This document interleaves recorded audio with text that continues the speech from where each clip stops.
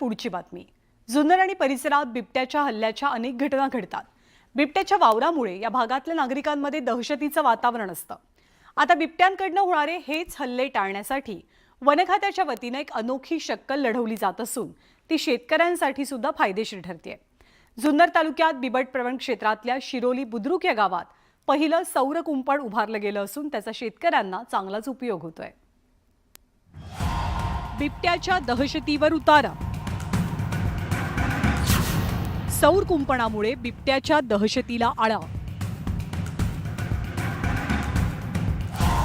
बिबट्याचे हल्ले टाळण्यासाठी अनोखी शक्कल।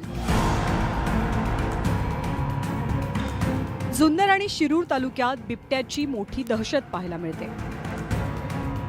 बिबट्याचा वावर आणि बिबट्याचे कुत्रा मांजरांवरचे हल्ले या घटना तर नित्याच्या बनल्यात आणि याचमुळे नागरिकांमध्ये भीतीचं वातावरण असतं। बिबट्यांकडून होणारे हल्ले टाळण्यासाठी आता वन खात्याच्या वतीने अनोखी शक्कल लढवण्यात आली आहे।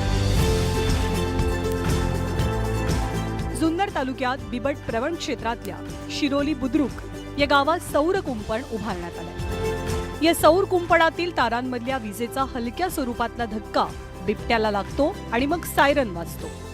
विजेचा सौम्य धक्का आणि त्याच वेळी वाजलेल्या सायरनमुळे बिबट्या त्या ठिकाणावरनं धूम ठोकतो।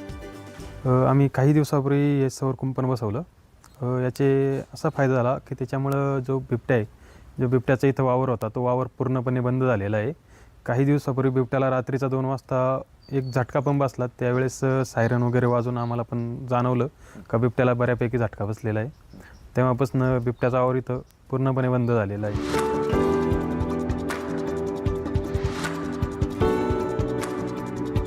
जुन्नर तालुक्यातील 6 आणि शिरूर तालुक्यातील 4 अशा एकूण 10 घरातल्या शेतकऱ्यांना याचा लाभ मिळाला आहे। आता सध्या एक ट्रायल बेसवर एक शिरोली खोरमध्ये एक 9-10 गावांमध्ये हे ट्रायल बेसवरती केलेलं आहे। आता याच्यानंतर सक्सेस झालेला आहे 100%। त्यानंतर फॉरेस्टची करतील पुढे। बिबट्या आणि मानवातला संघर्ष कमी व्हावा यासाठी राबवण्यात येणाऱ्या उपाययोजनांपैकी सौर कुंपण हा एक महत्त्वाचा प्रयोग म्हणावा लागेल। हा सगळा समतोल साधताना वन विभागाची मोठी तारेवरची कसरत असणार आहे आणि त्याचमुळे तारेचं कुंपण या शेतकऱ्यांच्या घराभोवती अशा पद्धतीने देण्याची ही एक अभिनव योजना आपल्याला म्हणावी लागेल। Video Smita Shinde, sir Raichand Shinde, news 18 Lokmat, Junnar, Pune.